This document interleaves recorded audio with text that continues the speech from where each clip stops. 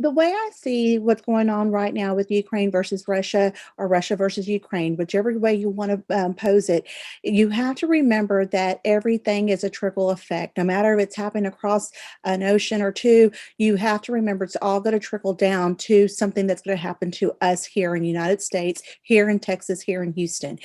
Between the rise of gasoline prices, it's going to impact your pocketbook. Anytime it's with Russia and the U.S. Relations, it's going to impact our U.S.-China relations, and any future cooperation on criticals like arms control, cybersecurity, energy security, counterterrorism, even as far as political solutions in Libya and elsewhere. We have to know what's going on in the Ukraine and Russia's appetite to keep going and going further.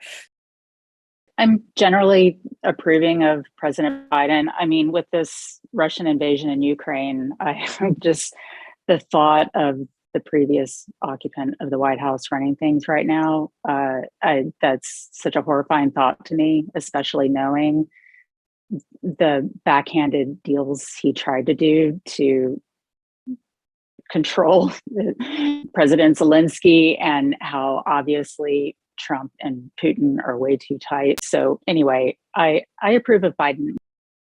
Absolutely, we have to play a role. And watching Ukrainians defend their homeland is like brings tears to my eyes. And I think we all have to unite behind pushing Putin out of there and not giving him the signal that he can just march into other countries with democratically elected leaders and take over. So yes, I definitely support U.S. taking a vital role.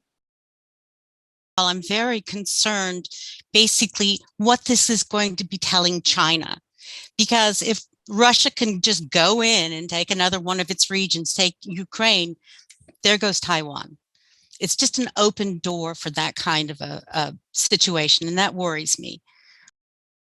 We made Ukraine remove their nuclear weapons, so we have to support them one way or the other. If we're just waiting for Putin to cross the NATO line so that we can physically get in there with troops, shame on us, but we're the ones to blame for this mess. But I do think at the very least, the United States should be opening their doors to refugees that are undoubtedly going to be pouring into not only our country, but other countries. And then I think in terms of the role that the U.S. can play from a military strategic point of view, is I know there's a lot of misinformation by the Russian side. So I think combating misinformation where the United States can, and